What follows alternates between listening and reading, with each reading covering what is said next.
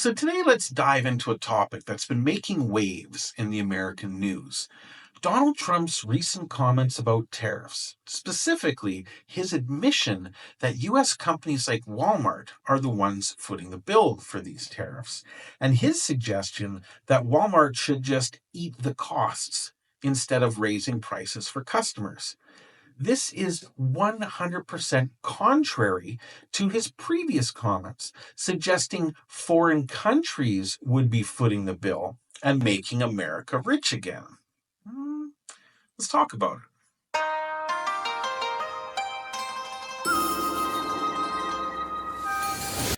大家好，我是 Saran 在中国.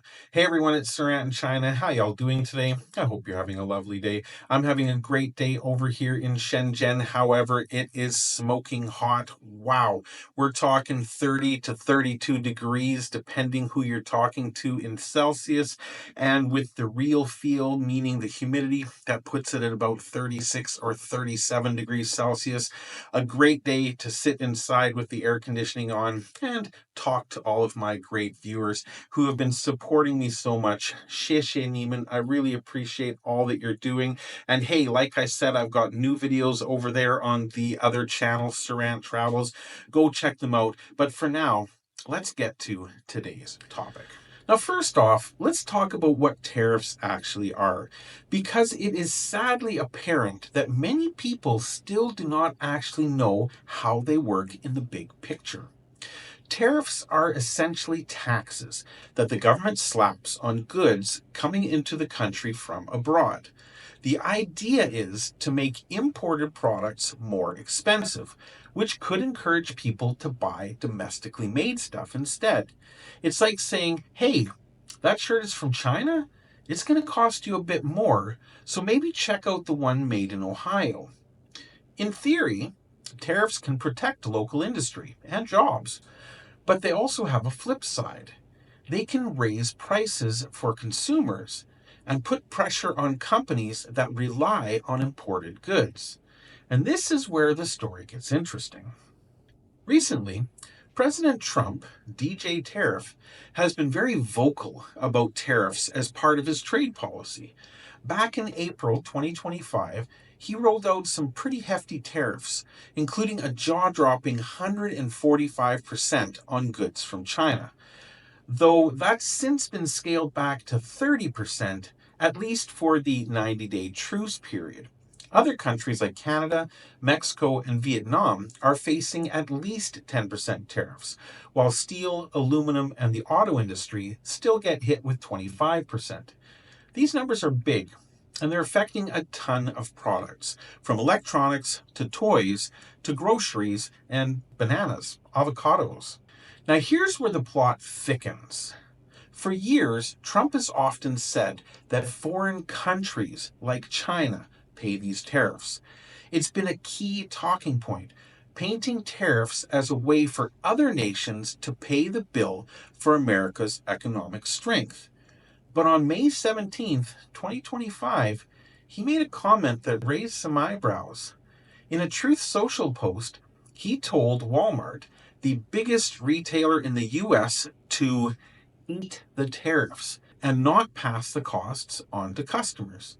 He wrote, and this is a quote, "Walmart should stop trying to blame tariffs as the reason for raising prices throughout the chain. Walmart made billions of dollars last year, far more than expected. Between Walmart and China, they should, as is said, eat the tariffs and not charge valued customers anything." Now, this statement is a big deal because it implicitly admits something economists have been saying all along. U.S. companies, not foreign governments, are the ones paying these tariffs. When a shipment of something like baby strollers from China hits U.S. customs, it's Walmart writing the check for that extra 30% tax, not some factory in Beijing. And that's a shift from the narrative that tariffs are just a tax on foreign countries. Some folks on X picked up on this right away, with posts pointing out that Trump's demand for Walmart to absorb the costs is an acknowledgement that American businesses and potentially American consumers are the ones feeling the pinch. So why is Walmart in the hot seat here? Well, Walmart is massive.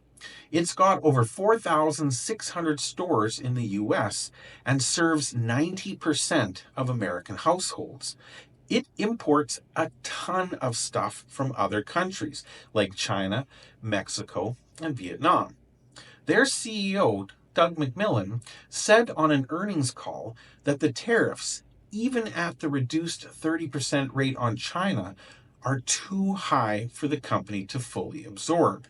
He warned that price hikes are coming, possibly as early as late May 2025, for things like toys, furniture, baby strollers, and even groceries like bananas and coffee.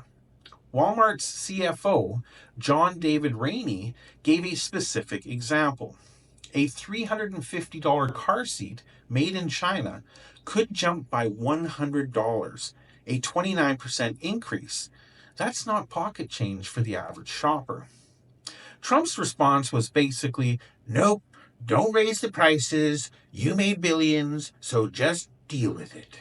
And it is true, Walmart did report strong sales recently, with $165.6 billion in revenue for the quarter ending in April 30th, 2025.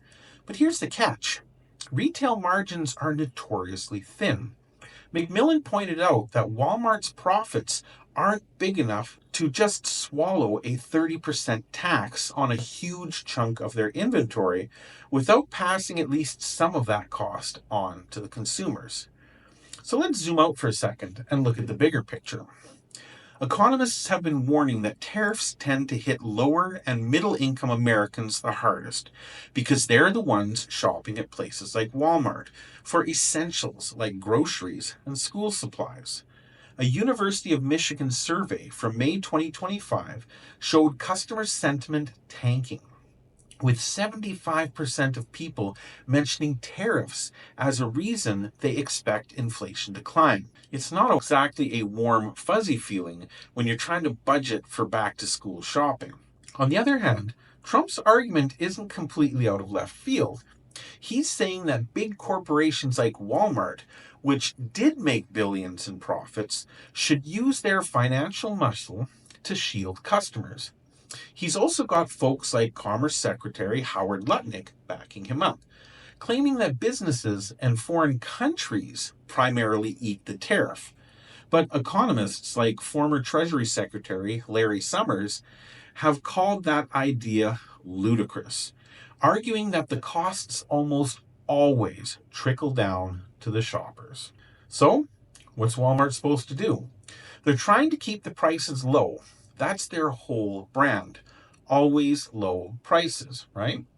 They're even working with suppliers to swap out tariffed materials, like using fiberglass instead of aluminum for some products. But McMillan was clear. There's a limit to how much they can absorb, especially when tariffs hit high-volume categories like electronics and toys, where China is the major supplier. And this isn't just a Walmart problem, by the way. Other big brands like Target, Adidas, and even McDonald's have signaled that Trump's tariffs could force them to raise prices also.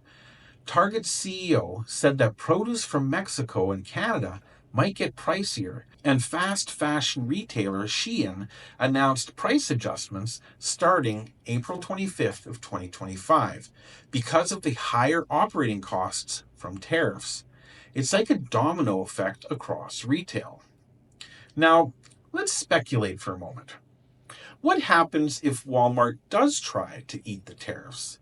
They could take a hit to their profits, which might not sit well with the shareholders, to say the least. Their stock already dipped about 4% after the price hike announcement, though it did later recover.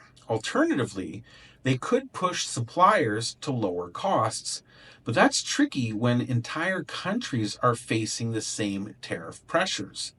Or They could shift to more US made products, but that's a long term move. Building new supply chains takes years, not weeks. On the flip side, if Walmart passes on the costs, shoppers are going to feel it.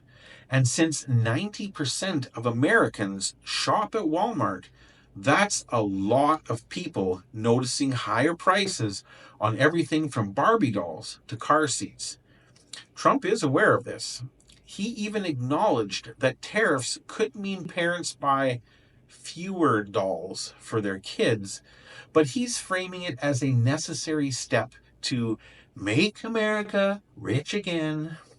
And it's a tough sell when you're staring at a $100 price hike on a car seat that you need to keep your child safe. So, where does this leave us? Trump's tariff push is a high stakes gamble.